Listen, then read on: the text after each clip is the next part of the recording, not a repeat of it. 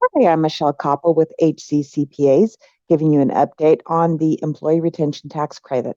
The big question now is not whether or not you'll get the money.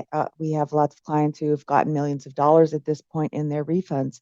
But the question is, can that sustain an audit? So if your employee retention tax credit was not qualified by a professional and you get the refund, if you go under audit, the IRS can get the money back. They can say you owe the money back with penalties, and high penalties, that is. So it's really important who does your work. This is not a do it yourself project. I've just added a new state to my repertoire, and that meant going back online and searching for sometimes days, lots of hours to pull together all of the laws that suspended the business. So if you are qualifying by partial suspension, this requires additional work. It's not just a matter of filing the forms. Because the law is so specific on what wages qualify and what do not, what suspension is and what it's not, you need to have a licensed professional. Even the IRS has warned against going to somebody who's just a business who's cropped up to do the ERC, and they aren't really a professional accounting firm. Maybe they have a cardboard cutout of an enrolled agent or a CPA, but they are not really the ones that are doing the work and overseeing the whole process. So the IRS put out a warning after the AICPA warned repeatedly about these third parties who are not really professional organizations, who may or may not be there in 3 years or by the time that you get audited in order to support you. So it's important that the work that's done is audit proof and you don't have to give the money back.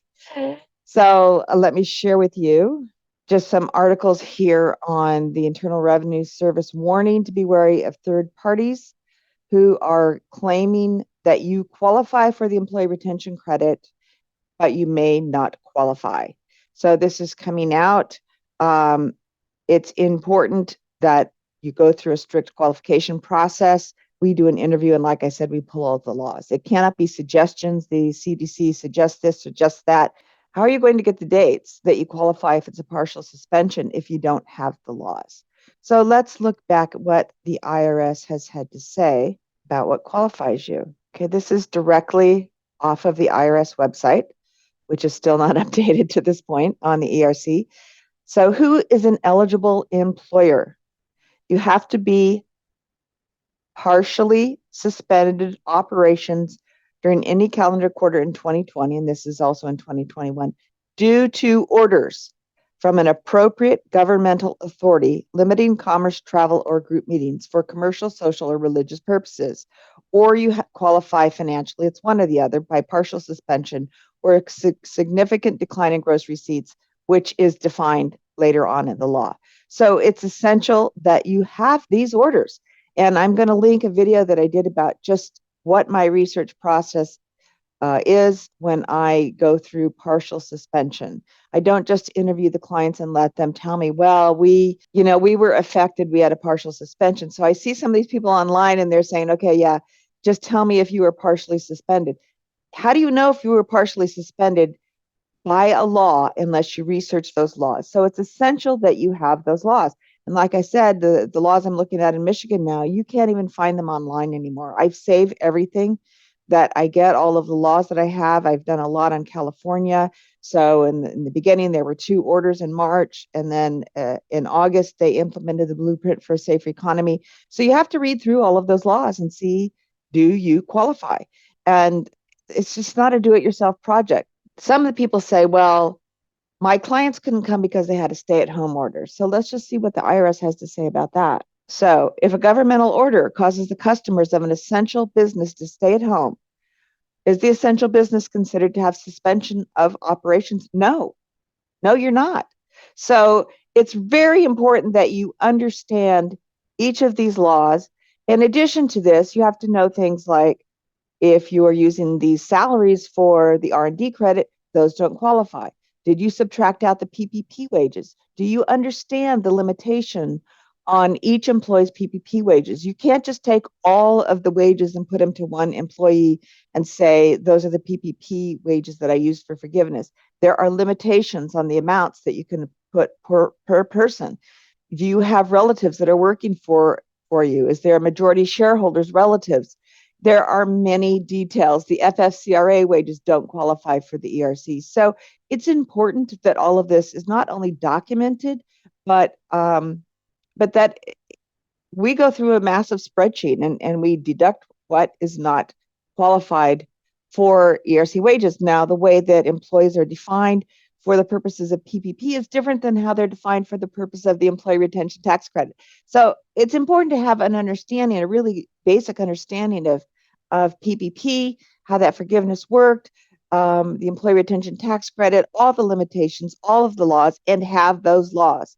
Now, state by state, what I'm doing, I'm going by the laws. And again, if you listen to my other video, it goes into detail about what's really in order. It can't be that the CDC suggested that you have 6 foot distancing, because some states suggested it's not enough. A suggestion is not an order. It has to be an order. So it's important that we have all of that documentation, because the IRS doesn't do this. When you come back around and there's an audit, they're going to say, prove to me that you qualify. And by that time, and if you can't get some of the orders now, it's not going to be so easy in another 3 years. So it's important that you look and you find the dates where you were suspended. I don't care if you say nobody came into my business because of COVID, or everybody was afraid, so they didn't meet with me, or we couldn't have meetings and we canceled them because of COVID. None of that qualifies. It has to be an order. The state of California reopened June 15th. Orders are gone. So there's no more partial suspension after June 15th in California by the state orders. So there may be other county orders, there may be other things, but it's important that you understand that this has to be in order and that you've documented it. Again, I don't think it's a do-it-yourself project. There's just a massive amount of knowledge that you have to have about PPP and about the limitations of which wages are eligible. Now, we go to get the most wages that we can possibly get for you, but we do it legally. So everything is saved. I have all the documentation.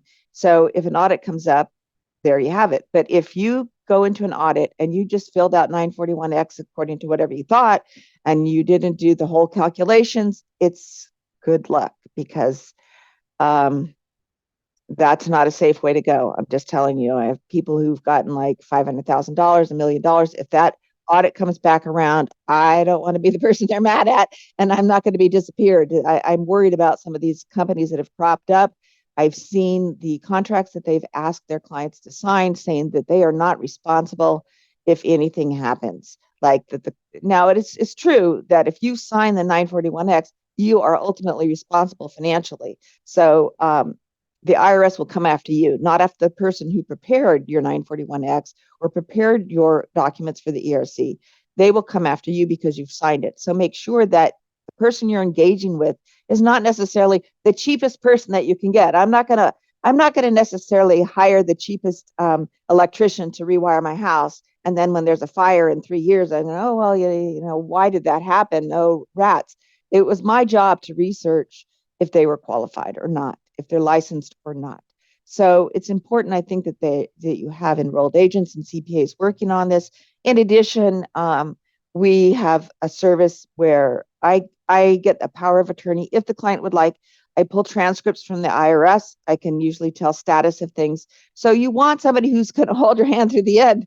They fill out the forms and bye-bye, sayonara, you're on your own. It's like, no, you didn't get it. What's wrong?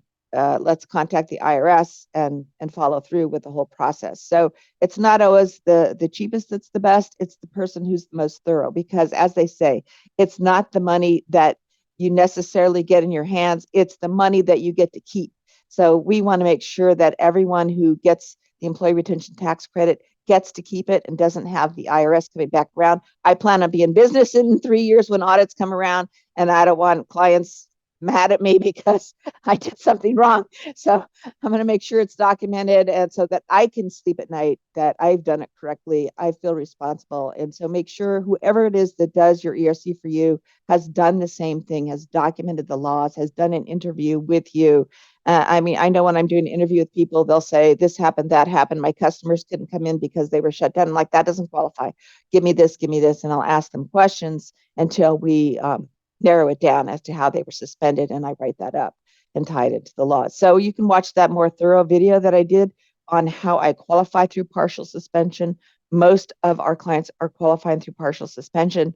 So it is important that it's very well documented. I would not call it a do-it-yourself project. I would not necessarily go with the cheapest joint around.